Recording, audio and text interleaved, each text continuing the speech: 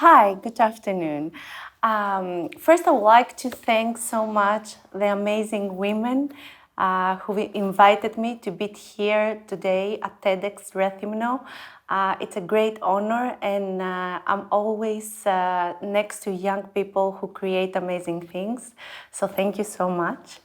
I'm here to tell you about who am I and what I've done, and to talk about break your ceiling. So you might have seen pictures of me with President Clinton and Muhammad Yunus and other important people around the world. Yes, I am this woman who has made an official commitment at CGI to empower 5,000 women until 2020, a goal that was succeeded in 16 countries. But mainly, most of all, I am Elpida, and I am the one who runs from village to village, country to country, to empower and educate women all over the world to unleash their potential. It's a life mission. It's not a job, it's not just an action. And for me, it's so important because a quote one day stuck in my mind. And this quote said, "The wound is where the light enters you." It was a quote from Rumi. This quote created all the beginning for me and for the 5,500 women that have been empowered and educated around the world.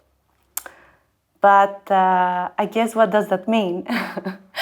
That means, in my world, to break your ceiling. And what break your ceiling means is what we're going to talk about today. So I'll start with the first step, and this is a system that I developed in 2016 together with our academic mentors, and I have implemented it to more than 3,000 women around the world.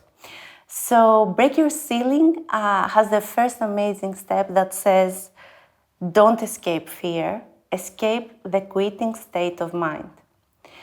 And this step was defined in my life by this great moment when I had to attend the Clinton Global Initiative. So it was a very difficult process. I had to get a recommendation from two people who were already members of Clinton. And I had to find also a lot of money in order to pay my membership. But in the beginning, everything was kind of easy, but then in the middle and while all this process happening, I came across a lot of difficult things. I had, for example, 1 week before the event and the commitment, the official commitment, one of my sponsors who I have found dropped out. And I stayed there and I was like, okay, how am I going to New York now? I was back then in Tijuana, Mexico. And I said, how am I gonna go to New York? Then they're not going to accept me. And I sat for a moment and thought and focused on what I have to do. And I said, you either quit, you either escape this attitude and you go for it, and whatever happens, happens. So I went for it. I picked up the phone, I called the CEO of President Clinton, and I told him, look, I don't have all the money. I've given you half of the amount, and now I don't have the rest. So we have two options. The one option is you return the money I have already given you, or you accept me with half of the price, and I come there and we commit together that we will empower 5,000 women by 2020. And guess what? He said yes. Okay, I'm saying that now, and I'm okay. I've said a lot of times in speeches and, in TV and stuff, but, at that moment, my legs were shaking and I was like sweating all over. It was so difficult. But trust me, escape this quitting state of mind. That's the only way you can move forward in life and do the next step. So what we do next? So the next very important step is to find our tribe. We cannot go anywhere alone. We always want with us, the people who loved us, the people who support us, people who understand who we are and where we want to go. So go out there, look around you, find your tribe, find the one person who will follow you to your craziest ideas, to your craziest dreams, that you will say something and will say, yes, I come with you. And that something is something crazy that could never happen, but this person says to you, yes, I will come with you. This is so important. It's important to have your tribe. It's important to have this person who will tap on your back and tells you, you can do that. Don't worry, don't be afraid. I have my tribe. I have an incredible team that is always behind me. And you know, I may say all these things to you, but at the end of the day, I have the moments that I don't feel strong. I have the moments that I cry. I have the moments that I'm disappointed. And it's okay. It's normal. It's human. But I have all these people behind me and next to me to say, it's okay. We will make it happen. Do not worry. And I always, when I say about my team, I get a bit emotional, but it's because I love them. What is the next step? Guess what? It's this one thing that everyone doesn't want to do. It's the plan. You need to plan. You cannot go anywhere if you do not have a very well-prepared plan. And I know it's boring, and I know it's tiring, and who is drafting Excel sheets and word lists, but guess what? You have to have a plan. And I always parallelize a plan with a very successful trip. So imagine, if you want to go, let's say, to New York, the first thing you need to do is what? Make a decision. First, make the decision. You want to create a plan. And then make the plan. You book your tickets, you book your hotels, you find your activities. You never go for a trip without a plan. So why going in life? Why chase your dreams without a plan? So I say a good prepared plan, it's the map to reach your craziest dreams. And I'm sure that if you have a plan and you follow it and you change it and you twist it sometimes, then you will reach your craziest dreams. And I'm not saying it just because I'm someone that sits here on a safety zone and says that. I dropped everything. Back in 2013, Professor Yunus came and told me, Elpida, you have to follow your dream. And I said, what do you mean? And he said, follow your dream. And I was like, don't understand, what does he mean? And then I said, okay, the only way to find out is to try to do something different.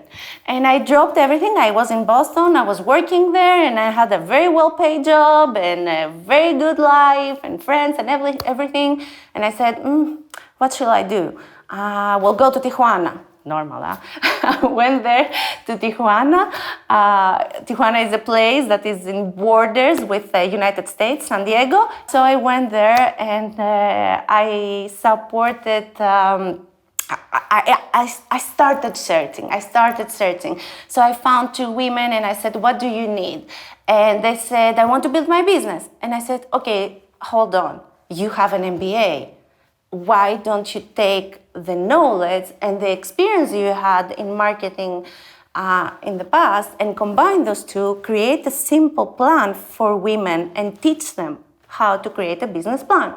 So I started with these two women. They created their business plan, they created a pilot program, and then they started having their own businesses, which meant to support their families, to support their communities, and have to put food in the table every day.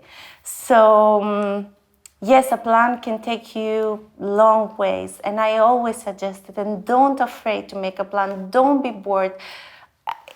It's the less exciting part, but is your path to success.